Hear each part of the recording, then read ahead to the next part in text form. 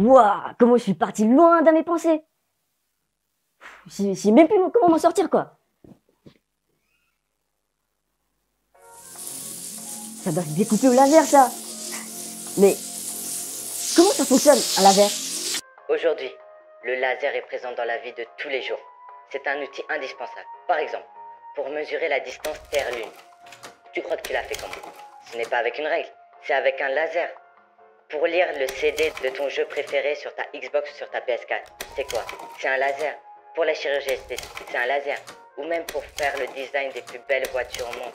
Pareil, le laser. Viens là, petit atome. Pas mal, hein? Ceci est un atome. Un atome sous le modèle de Bohr. Le modèle de Bohr, on sait, il est faux. Mais il nous aide vraiment pour comprendre comment les électrons passent d'un niveau d'énergie à un autre. Le laser hélium-néon, comme son nom l'indique, est composé de deux gaz, l'hélium et le néon. Ils sont deux gaz nobles, ce qui aide vraiment... Ils ont vécu à l'époque de Louis XIV? Non, abrutis, ils n'ont pas été à l'époque de Louis XIV. Pourquoi on les appelle les nobles alors? Espèce de neutron, juste va au coin.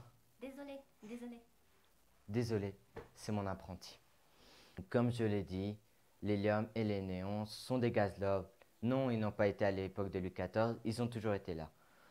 Pourquoi on les appelle gaz nobles? Parce qu'ils sont rares. Ils sont rares. On ne les trouve en très peu de pourcentage dans l'air. Bon, on les a choisis parce qu'ils sont stables.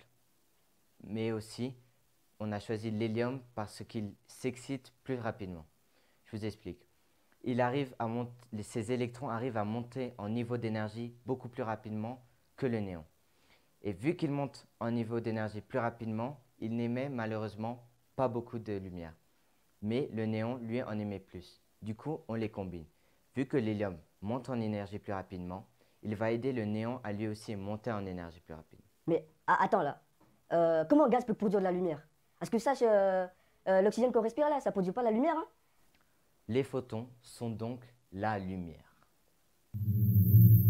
Mais alors, vous avez peut-être pas compris.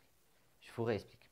Vu que l'électron monte et donc absorbe de l'énergie, quand il redescend, il doit la libérer. Et il la libère sous forme de photons. Et ces photons, comme je l'ai dit, créent de la lumière. Donc voilà, vous avez très bien compris comment un gaz fait de la lumière et donc comment un laser peut créer de la lumière.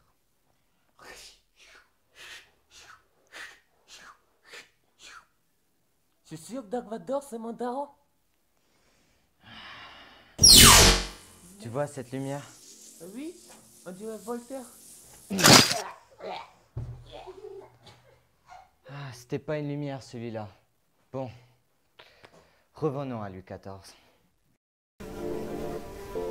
Elle fait quoi là cette mouche? Et moi je vais la dégager moi. Ah, maintenant que je l'ai dégagée, il est temps que je me réveille.